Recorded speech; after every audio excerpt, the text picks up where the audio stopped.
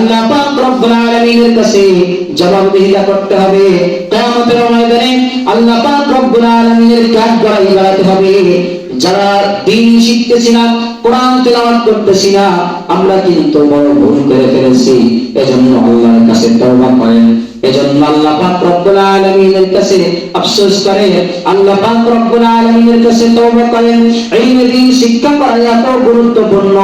আমরা অনেকে আছি নামাজের নিয়ম কানুন জানতেছি না, কালেমা পড়তে পারতেছি না।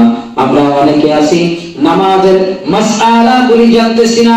অনেকে আছি আমরা তো বুঝতেছি না আমরা কত বড় ভুল করে ফেলেছি, আমরা কত বড় ভুলের ভিতরে আছি ইলমে দ্বীন শিক্ষা না করে।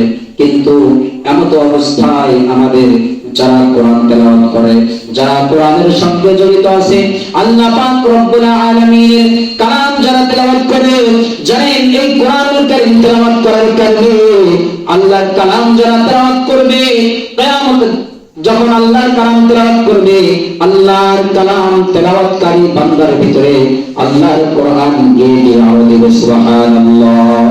আল্লাহর কোরআন বান্দা যখন তেলাওয়াত করবে, আল্লাহর কালাম কোরআনুল কারীম তেলাওয়াত করার পর বান্দা যখন মৃত্যুবরণ করবে, বান্দার মৃত্যুবরণ হওয়ার পর ওই বান্দার কবরে কোরআনুল কারীম গিয়ে সুপারিশ করবে।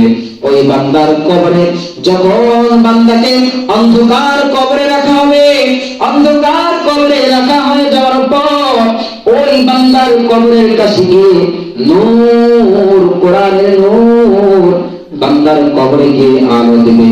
ফেরেশতারা গিয়ে প্রশ্ন করবে, ফেরেশতারা গিয়ে তাকে প্রশ্ন করবে, আর পাশ থেকে কোরআনের ওই যে নূর সে জবাব দিতে থাকবে, কোরআনুল কারীম জবাব দিতে থাকবে। তিনি বলবে যে এই বান্দা আমি কোরআনকে শিখেছে, আমি কোরআনকে হেফাজত করেছে, আমি কোরআন ফরজ তেলাওয়াত তিনি করেছে। আজকে এই বান্দাকে ফেরেশতারা তোমরা ঘুমাইতে দাও, তার আমি কোরআনুল কারীম তার জবাব দিয়ে দিব। তোমরা আল্লাহর কাছে গিয়ে বলো। ফেরেশতারা আল্লাহ পাক রব্বুল আলামিনের কাছে গিয়ে বলবে, ও মাওলা, আপনার অমুক বান্দার ইন্তেকাল হয়েছে, অমুক বান্দা ইন্তেকাল করেছে। ওই বান্দার কবরে আমরা সওয়াল জবাবের জন্য গিয়েছিলাম, কিন্তু তার সওয়াল জবাব দিতে পারি নাই, সেটাই নাই, তার কোরআনুল কারীম সঙ্গে ছিল।